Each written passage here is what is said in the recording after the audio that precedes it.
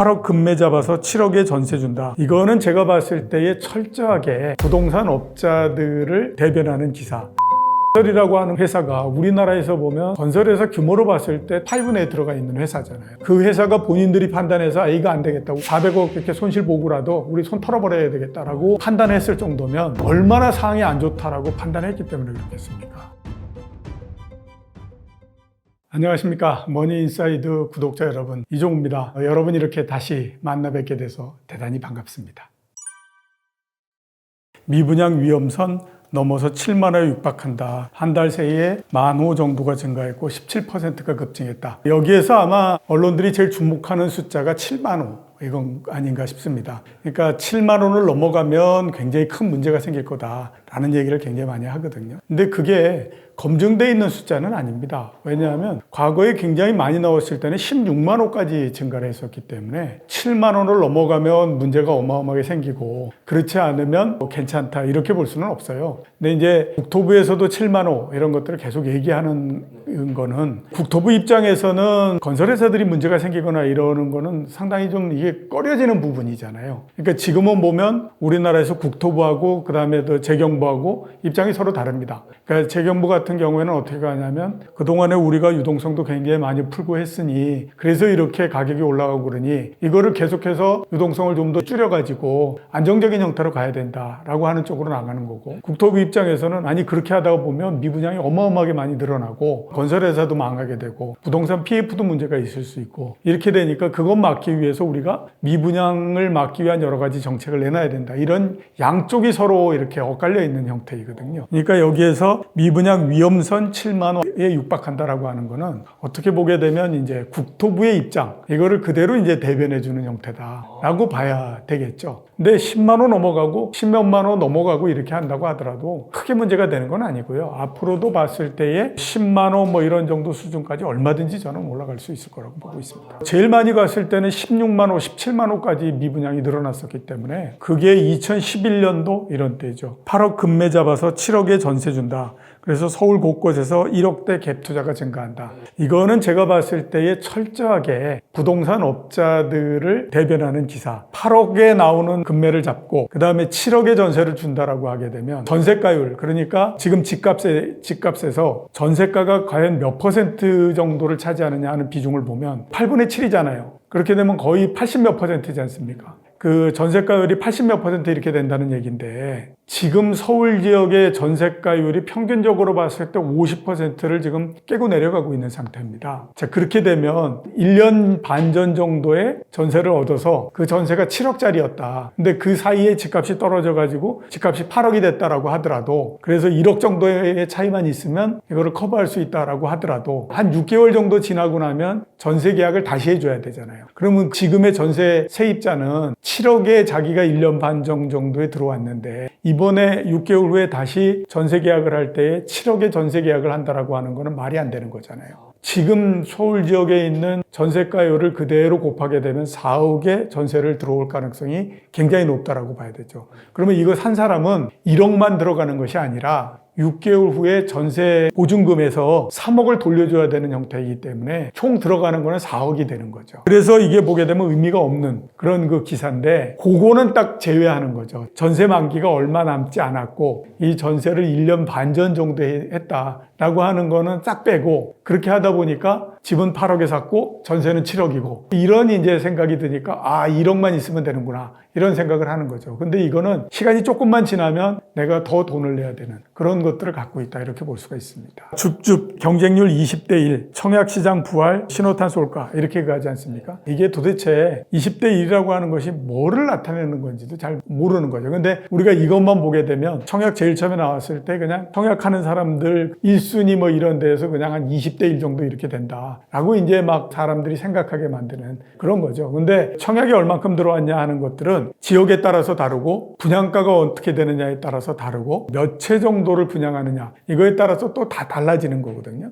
그런 거 없이 그냥 특정하게 한 지역, 한 아파트 단지 이런 것들만 이제 모두 다 뽑아가지고 만드는 기사인 거죠. 그렇게 되다 보니까 되게 우리가 기사를 보면서 많이 생각해야 될 부분이 뭐냐면 이 기사에 나오는 것이 전체를 대변하느냐 아니면 아주 특별한 경우냐 하는 것들을 구분을 해야 되는 거거든요. 이제 이렇게 경쟁률 20대 1 뭐 이렇게 그 얘기하는 거는 그 특이한 경우를 마치 전체인 것처럼 이렇게 얘기를 하는 거죠. 부동산 기사는 볼 때에 굉장히 주의를 많이 하셔야 되는 게요. 부동산 같은 경우에는 단지마다 다르고 다 다를 뿐만 아니라 많은 거래가 이루어지는 건 아니잖아요. 그렇기 때문에 한두 개를 가지고 굉장히 많이 얘기하는 그런 게 있거든요. 가끔 왜 기사를 보면 이런 것들이 나옵니다. 부동산 가격은 쭉 떨어지는데 신고가 갱신. 그게 왜 그러면 신고가를 갱신했다라고 나오냐. 한 뭐 2015년도 6월 달이 맨 마지막 거래였고 그 다음에 이번에 거래가 이루어졌다라고 하게 되면 이번에 거래가 아무리 가격이 떨어져서 거래가 됐다라고 하더라도 2018년도에 그 거래보다는 가격이 높은 거잖아요. 기사를 만드는 사람이 기사를 쓰기 전에 그런 것들을 꼼꼼히 체크를 해야 되는 거거든요. 근데 거의 그런 거를 체크를 안 할 뿐만 아니라 부동산 기자를 하게 되면요. 부동산 업자나 건설회사들하고 많이 만나야 됩니다. 그거를 나무랄 수는 없어요. 근데 이제 문제는 뭐냐면 계속해서 많이 만나다 보면 취재원과 내가 거의 비슷해지는 형태가 됩니다. 그렇기 때문에 부동산은 올라간다라는 쪽으로서 계속해서 얘기하고 싶어 하고 건설회사들 쪽에 조금이라도 좀 유리한 형태로서 기사를 만들고 이렇게 됩니다. 그거는 뭐 기자가 어떤 나쁜 의도를 갖기 때문에 꼭 그런 거는 아니고요. 오랜 시간 동안 서로 접촉을 하기 때문에 그런 형태가 나오는 거죠. 생각 자체가 그렇게 바뀐 것 같다라는 생각이 많이 들었어요. 그렇기 때문에 이런 부분들을 좀 고려를 하셔야 되고요. 좀 조심해야 된다. 이렇게 말씀드리고 싶습니다. 단어마다의 그게 조금씩 다르기는 하겠지만 아주 자극적인 단어 이런 거 들어가는 기사들 있지 않습니까? 예를 들어서 보면 죽죽 그런 단어들이 들어가고 이런 기사들은 이거 좀 문제가 있는 것 같다. 그리고 이런 기사들은 조금 이제 볼 때에 주의를 해야 된다라는 생각이 저는 많이 들어요. 왜 그러냐면 이런 단어들이 가지고 있는 의미가 있잖아요. 죽죽 이런 걸 했을 때는 이거는 무조건 사야 된다 이런 거지 않습니까? 그 단어를 가지고 얘기한다라고 하는 것 자체는 그만큼 보면 기사가 한쪽으로 편향돼 있다라고 볼 수가 있는 거거든요. 그리고 굉장히 어떻게 보게 되면 자극적인 단어들이 계속해서 난무하는 형태인 거잖아요. 한 1년 전까지만 하더라도 저는 영끌 이런 게 들어가 있는 기사 이런 것들은 잘 안 봤었어요. 왜냐하면 그거는 뭐 의도가 없이 기사를 썼다라고 하더라도 그 기사가 전해주는 의미 자체는 일단 빌릴 수 있는 최대한으로 돈을 빌려서 집을 사라 라고 하는 쪽으로서 그 단어가 굳어져 있는 형태잖아요. 그렇게 되니까 그런 단어가 들어가고 했던 기사들을 볼 때는 굉장히 좀 주의를 해야 된다라는 생각이 들거든요. 이게 기자가 우리가 기사가 나오고 그러게 되면 치우침 없이 기사를 쓰고 그런 것 같지만 이 기사는 이런 얘기를 하기 위해서 의도적으로 만든 거다라고 하는 것들이 굉장히 많이 나옵니다. 그러니까 그렇게 아주 자극적인 단어 이런 것들이 많이 등장한 기사 이런 것들은 좀 주의를 해야 된다라는 생각이 들고요. 그 다음에 또 그래서 사례를 많이 얘기하거든요. 근데 그 사례가 아주 단지 특정한 형태의 사례냐 일반적인 형태일 거냐라고 하는 것들을 좀 우리가 가려서 봐야 되고 그게 가려져서 나와 있는 이런 기사들을 좀 봐야 된다고 하는 거죠.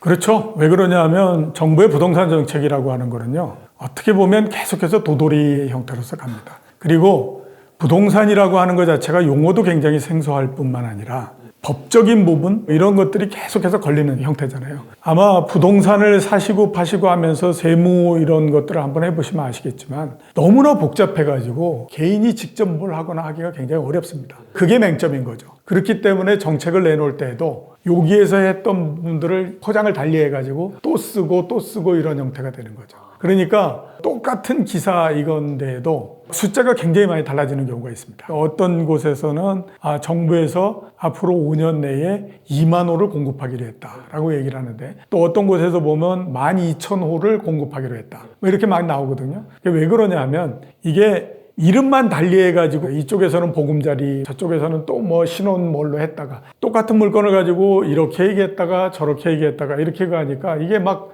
혼선이 굉장히 많이 빚어지는 거죠. 일반 사람들이 그런 것들을 세세하게 다 알 수도 없을 뿐만 아니라 그렇게 되니까 이게 정책을 할 때에도 보면 그렇습니다. 옛날에 했던 정책을 그대로 이름만 바꿔가지고 하고 그러다 보니까 이제 잘 아는 사람들이 그랬을 땐 거죠. 아, 그거 뭐 언제서부터 하고 있는 건데 왜 그걸 얘기하느냐. 예, 그래서 정부의 정책도 그런 부분들이 굉장히 많아요. 그렇기 때문에 이제 정부 정책을 하고 뭘 한다라고 했는데 나중에 가보면 그 부분은 굉장히 흐지부지 되어 있는 것도 많고 그런 형태가 되기 때문에 이게 어떻게 보면 상당히 이해하기가 어렵기 때문에 그런 맹점에 빠질 수밖에 없는 그런 형태다라고 볼 수가 있습니다.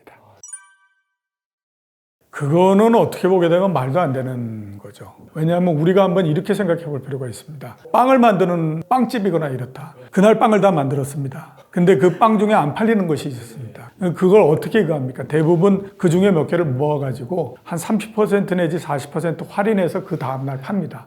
그죠? 떨이로 이렇게 해서. 그게 제대로 된 시장의 원리인 거죠. 아파트도 마찬가지예요. 만들었는데 그게 팔리지 않는다라고 하게 되면 떨이의 가격으로서 넘겨야 되는 거잖아요.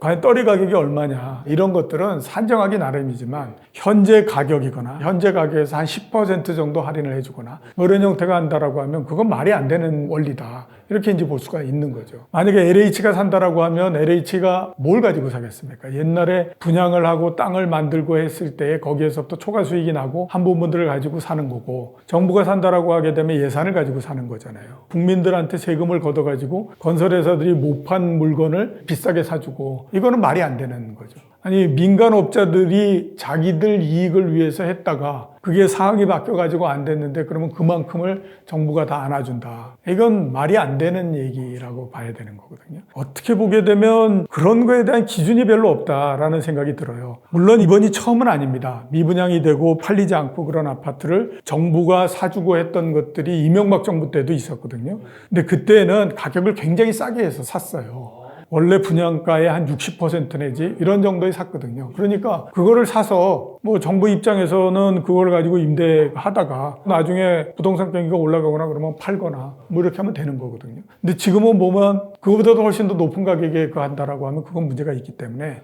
사줄 수는 있다라고 하는 거죠. 근데 그 가격을 얼마로 하느냐. 이거는 사람들이 납득할 수 있을 정도 그런 가격이어야 된다라고 봐야 되는 거죠.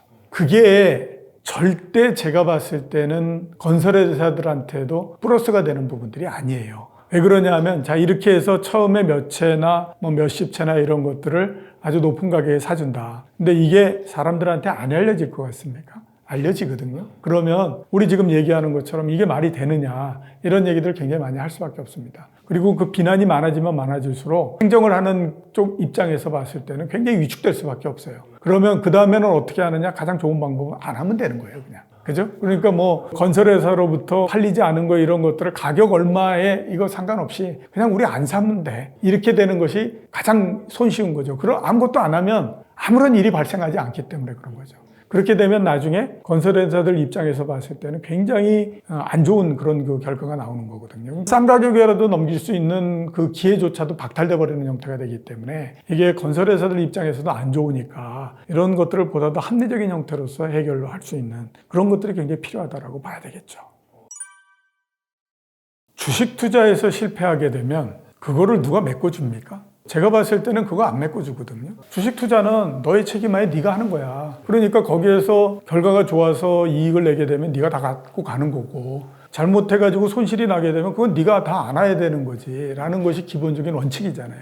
부동산도 마찬가지입니다. 수익이 발생하면 그건 네 거고 거꾸로 보게 되면 그거에 따라서 생기는 손실 이거는 본인이 안아야 됩니다. 이런 형태가 되는 거잖아요. 특히 2020년, 2021년, 그 다음에 2022년 초반까지 영끌하면서 이렇게 막 했던 사람들은 그 당시 정부가 그걸 하지 말라고 얘기를 했었잖아요. 그리고 그렇게 함으로 해가지고 많은 사람들한테 피해를 줬던 것도 사실이잖아요. 그 사람들이 하면서 가격을 끌어올려가지고 집을 안 갖고 있는 많은 사람들한테 고통을 주고 했던 것도 사실인 거잖아요. 그거에 대해서 그러면 그걸 해결해 주겠다. 일정하게 어느 정도 무슨 혜택을 주겠다라고 하게 되면 그거는 형평성에 맞는 일이 아니다라고 봐야 되죠. 영끌해서 문제가 생기고 그 해가지고 내 인생의 절반이 그것 때문에 어려워질 수 있다. 그거는 당신이 2020년, 2021년도에 당신의 욕심 때문에 위험한 짓을 저질렀다가 이렇게 된 거기 때문에 그거에 따라서 생기는 여러 가지 피해나 여러 가지 문제점 이런 것들 다 당신이 안아야 됩니다. 라고 하는 것이 자본주의 원칙인 거죠.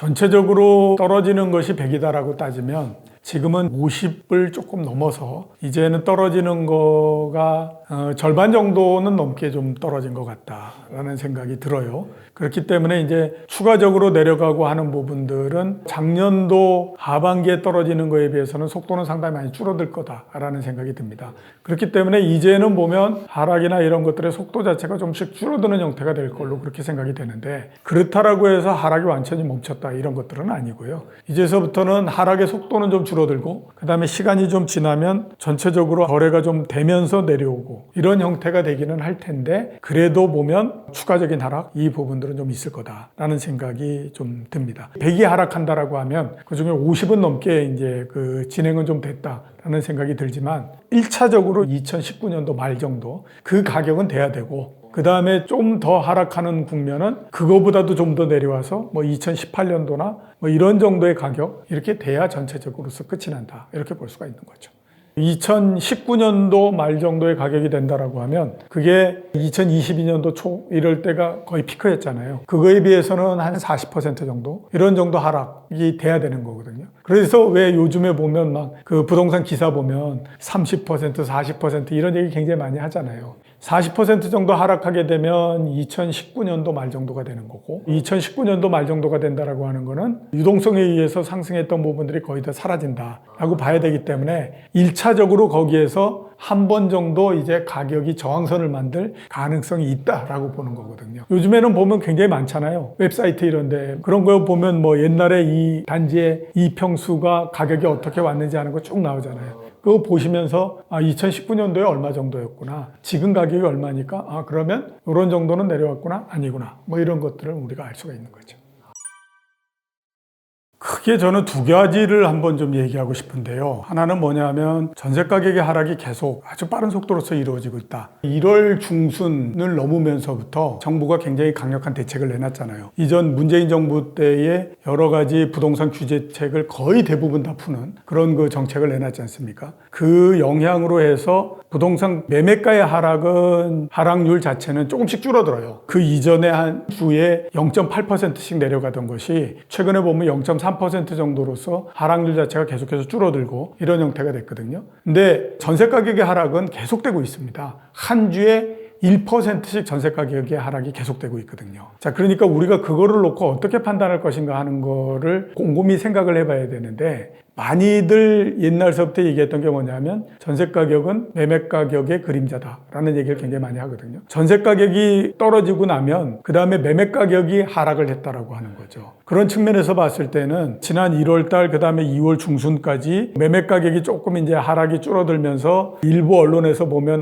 이제 부동산 가격의 하락이 끝이 난 게 아니냐라고 하는 기대를 상당히 많이 불러일으키는 기사를 또 나오고 했었잖아요. 근데 문제는 뭐냐면 이렇게 전세 가격의 하락이 계속되다 보면 그 다음에는 매매 가격의 하락이 또 이루어진다라고 하는 겁니다. 특히 이번 같은 경우는 그게 굉장히 심한 게 갭 투자 이런 거를 굉장히 많이 했잖아요. 갭 투자를 하고 난 다음에 지금도 전세 가격, 과거에 계약했던 전세 보증금을 돌려주기가 굉장히 힘든 그런 그 상태인데, 여기에서 전세 가격의 하락이 계속된다라고 하게 되면 이게 돌려줘야 되는 액수가 더 많아지는 형태가 되잖아요. 집을 갖고 있는 사람 입장에서는 떨어진 가격에서 이거를 판다고 하더라도 전세 보증금 내주고 나면 남는 게 별로 없는 형태가 되는 거죠. 근데 문제는 뭐냐면 전세 가격 하락이 계속되기 때문에 높은 가격에 또 새로 전세를 들어오려고 하는 사람이 없는 겁니다. 그러니까 전세 가격이 하락된 부분만큼의 차익을 돌려주지 못하는 형태가 되면 내가 어디 가서 빚을 내오든지 그렇지 않으면 집을 팔아가지고 이거를 해결해 주든지 하는 수밖에 없는 거잖아요.